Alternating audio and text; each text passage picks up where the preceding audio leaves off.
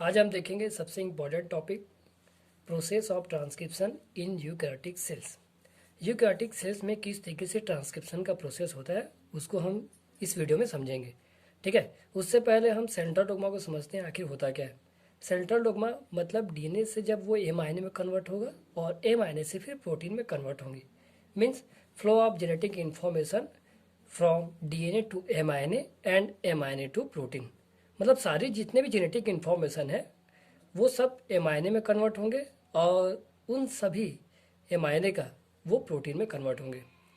Okay, तो DNA से जब एमआरएनए बनेगा उस प्रोसेस को हम कहेंगे ट्रांसक्रिप्शन, और जब एमआरएनए से प्रोटीन बनते हैं उस प्रोसेस को हम कहेंगे ट्रांसलेशन। ये ट्रांसक्रिप्शन सेल्स के होगा तो किस वाले पार्ट्स पे होगा, तो ये न्यूक्लियस पे होंगे, और जो ट्रांसलेशन है वो साइटोप्लाज्म में होगा। ठीक है, यहाँ पे आपको ये बात याद रखनी है कि रेप्लिकेशन और ट्रांसक्रिप्शन दोनों ही सेम है, दोनों में ही यहाँ पे डीएनए के डबल स्ट्रैंड आपस में कंबाइन कर रहे हैं। बट ट्रांसक्रिप्शन में डीएनए का केवल वन स्ट्रैंड से कंबाइन करता है, ज्वाइन करेगा। ठीक है, और रेप्लिकेशन में हम डीएनए के दोनों स्ट्रैंड को ज्वाइन कराते हैं। ओके, चलो ट्रांसक्रिप्शन हम सेल्स के बेसिस पे देखें तो हमें पता है दो टाइप्स के सेल होंगे, एक तो प्रोकैरियोटिक सेल्स एंड एक यूकैरियोटिक सेल्स। ठीक है, तो जो डीएनए से जब एमआरएनए प्रोकैरियोटिक सेल्स में बनेंगे तो उसमें जो एंजाइम यूज होगा वो रहेगा डीएनए डिपेंडेंट, और जब ये ट्रांसक्रिप्शन यूकैरियोटिक सेल्स में हो तब उसमें जो एंजाइम्स की रिक्वायरमेंट होगी वो रहेगा आरएनए पॉलीमरेज। ठीक है, तो हमें पता है कि आरएनए पॉलीमरेज जो है वो 3 टाइप्स के होते हैं। कौन कौन सा? एक तो RNA polymerase first, RNA polymerase second and RNA polymerase third. RNA polymerase responsible होगा आरएनए को फॉर्मेशन करने के लिए, और जो आरएनए पॉलीमरेज 2 है वो रिस्पॉन्सिबल होगा एमआरएनए को फॉर्मेट करने के लिए, और आरएनए पॉलीमरेज 3 वो रिस्पॉन्सिबल होगा ट्रांसफर आरएनए को फॉर्मेट करने के लिए, बनाने के लिए। तो डेफिनेटली इस टाइप से हम ये समझते हैं कि यदि हमें एमआरएनए बनाना है तो हमें कौन सा एंजाइम पॉलीमरेज लेना होगा? पॉलीमरेज 2 या आरएनए पॉल 2। ठीक है, use for transcription in eukaryotic cells, तो हमें यहाँ पे मैंने बताया कि आरएनए पॉलीमरेज 2 यूज करेंगे। पूरे का पूरे ट्रांसक्रिप्शन को कंप्लीट करने के लिए हमें कुछ इंपॉर्टेंट कंपोनेंट्स की रिक्वायर होगी। ठीक है, जो जो रिक्वायरमेंट मटेरियल चाहिए होगा वो सारे के सारे हम पहले ले लेते हैं और जान लेते हैं कि क्या क्या होगा ये। तो पहला हम लेंगे प्रमोटर, फिर structural genes, initiation factor, polymerase 2 and termination factor. ये सारे के सारे इंपॉर्टेंट कंपोनेंट, इनमें से कोई एक भी मिस होता है तो हमारा ट्रांसक्रिप्शन प्रोसेस नहीं होगा। ठीक है, बट यूकैरियोटिक सेल्स में एक और चीज़ हमें ज़रूरत नहीं पड़ती, वो है प्राइमर। ओके, प्राइमर की हमें रिक्वायरमेंट नहीं होगी। बाकी यदि हम प्रोकैरियोटिक सेल्स में देखें तो हमें प्राइमर की ज़रूरत होगी। ठीक है, तो प्रमोटर एक ऐसा सीक्वेंस जो डीएनए के 5 प्राइम एंड पे बाइंड करेगा। ओके, ये सपोज डीएनए है तो उस डीएनए के कहाँ पे बाइंड करेगा? 5 प्राइम एंड पे। अब जब ये 5 प्राइम एंड पे बाइंड करता है तो किसको पर्टिकुलर प्लेस प्रोवाइड कराएगा? आरएनए पॉलीमरेज 2 को, आरएनए पॉलीमरेज 2 को। मतलब आरएनए पॉलीमरेज 2 इस प्रमोटर पे आके जुड़ेगा। सेकंड देखते हैं स्ट्रक्चरल जीन्स। पूरे के पूरे जो डीएनए का जो सीक्वेंस है, जो जीन्स हैं, वो सारे के सारे इस बीच में रहेंगे, इस स्ट्रैंड्स के बीच में होगा। जो एडेनिन, गुआनिन, साइटोसिन, थायमिन, इन सबको आपस में कंबाइन करते हुए ज्वाइन कराएगा। तो हम यहाँ पे रिस्पॉन्सिबल लेंगे मोनोसिस्टोनिक। मीन्स यूकैरियोटिक सेल्स में जो जीन्स यूज होगा वो रहेगा मोनोसिस्टोनिक। मतलब एक cistron means unit of genes. मतलब ट्रांसक्राइब करने के लिए हमें केवल एक ही जीन्स की रिक्वायर होगी और वो है हमारा आरएनए पॉलीमरेज 2। ओके, फिर देखते हैं इनिशिएशन फैक्टर। अब स्टार्ट करने के लिए कुछ ऐसा भी फैक्टर चाहिए जो उसको स्टार्ट कराएगा। तो स्टार्टिंग के लिए कौन फैक्टर रिस्पॉन्सिबल होगा? वो रहेगा सिग्मा। ठीक है, इसके बगैर तो हमारा ट्रांसक्रिप्शन होगा ही नहीं, इनिशिएशन स्टार्ट होगा ही नहीं। फिर पॉलीमरेज 2 जो पूरे के पूरे एमआरएनए को ट्रांसक्राइब कराएगा। मीन्स यदि ये होगा नहीं तो हमारा एमआरएनए बनेगा नहीं। फिर टर्मिनेशन फैक्टर जो टर्मिनेट करेंगे, जो इसको एंड करेगा कंप्लीट एमआरएनए फॉर्मेट करने के लिए। ओके, अब हम देखते हैं इसकी स्टेप, कितने स्टेप से हम पूरे के पूरे डीएनए को एमआरएनए में कन्वर्ट कराएंगे, है ना। तो 3 स्टेप कंप्लीटेड होंगे, initiation, elongation and termination. Initiation means starting वाला पॉइंट, इलोंगेशन मीन्स जो लॉन्ग चेन में फॉर्मेट होगा, एंड टर्मिनेशन मतलब mRNA फॉर्मेट होंगे। ठीक है, अब चलो, अब मैं पूरे के पूरे जो कंपोनेंट्स हैं उस सभी कंपोनेंट्स को एक डीएनए में फिट करता हूँ। ठीक है, फिट करूँगा।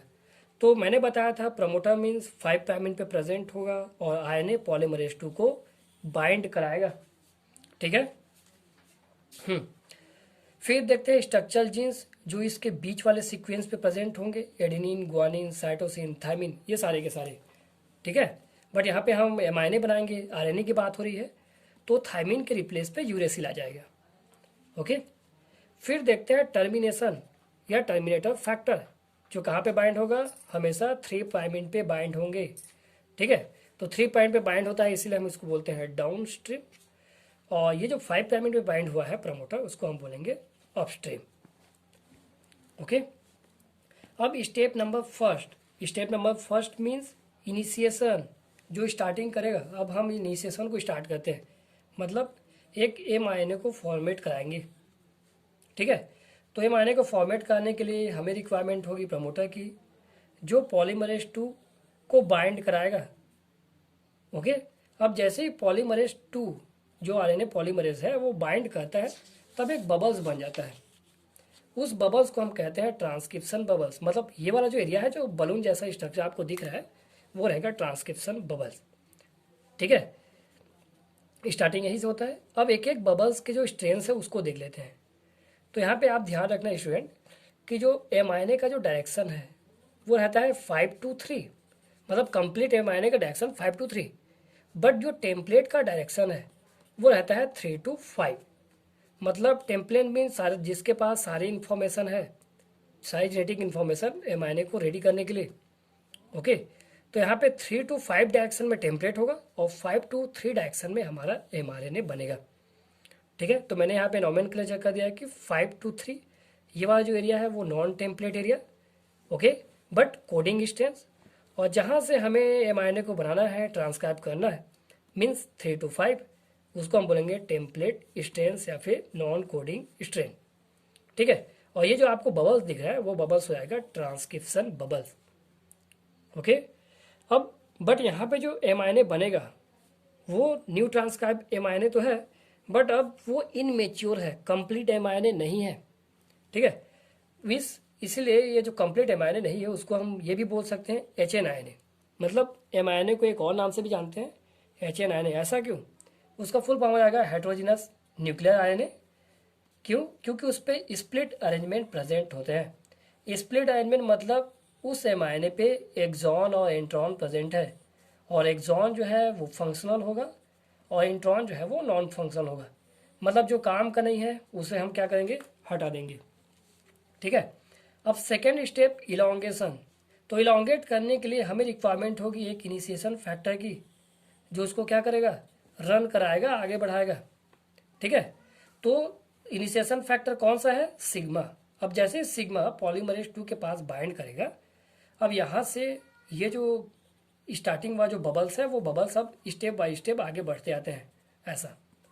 अब जैसे इलांगेशन हुआ, मतलब यहाँ से सिग्मा हट जाएगा, रिमूव हो जाएगा, मतलब इसका काम खत्म। इसका काम यही था कि आगे रन कराएगा, तो रन कराने के लिए आ गया, बैठ गया। अब बैठने के बाद वो आगे जो पॉलीमरेज एंजाइम है वो अपना बबल्स कंटिन्यूसली रखेगा। मतलब ये वाला स्टेप पहला यहाँ पे आ गया, फिर थर्ड वाला ये, मतलब ये वाला बबल सब जंप कर रहा है यहाँ से यहाँ। तो इलांगेशन फर्स्ट, इलांगेशन सेकेंड। अब हमारा जो पूरा चेन है, हमारा जो पूरा डीएनए है वो इलांगेट हो रहा है mRNA को फॉर्मेट करने के लिए।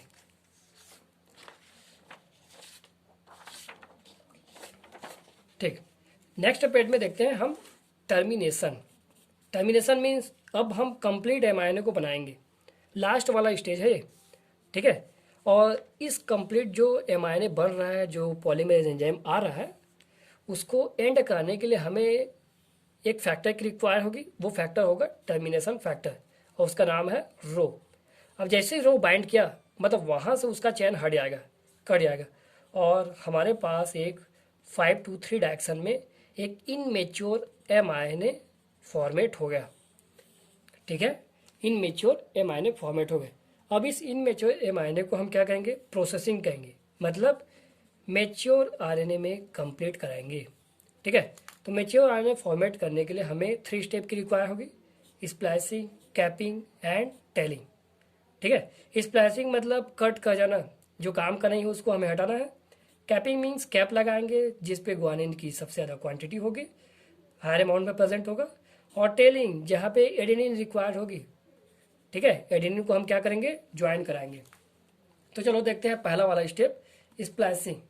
ठीक है, स्प्लाइसिंग मतलब हमने पढ़ा है कि एमआरएनए को हम क्या बोलते हैं, एचएन आरएनए भी बोलते हैं। ठीक है, और एचएन मतलब एक स्प्लिट अरेंजमेंट वाला आरएनए जिसपे एक्सॉन प्रेजेंट है और इंट्रॉन प्रेजेंट है। एक्सॉन जो फंक्शनल होगा और इंट्रॉन नॉन फंक्शनल होगा। तो मैंने बताया है कि जो काम का नहीं उसको हटाना है, मीन्स इंट्रॉन को हमें हटाना है by the help of endonuclease enzyme.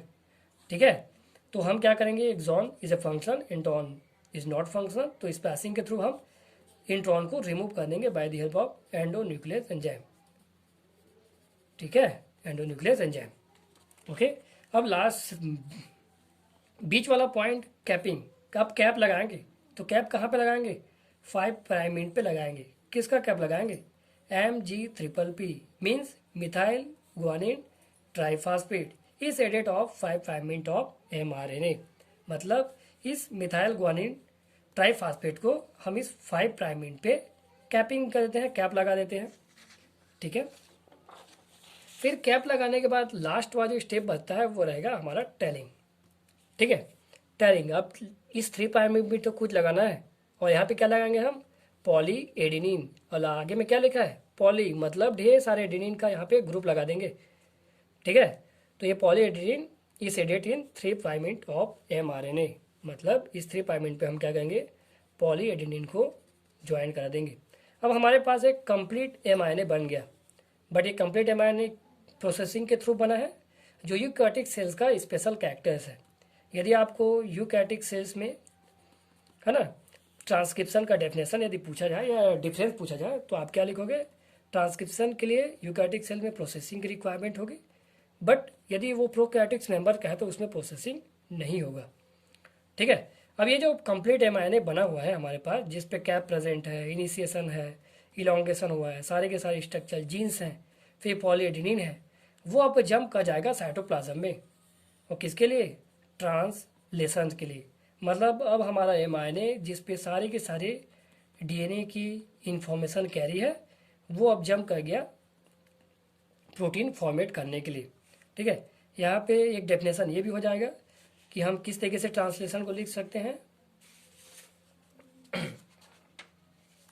तो genetic information present in mRNA are translated into the language of protein. मतलब सारे के सारे जो जेनेटिक इंफॉर्मेशन है जो DNA के अंदर कैरी है, वो प्रोटीन के लैंग्वेज में कन्वर्ट होंगे।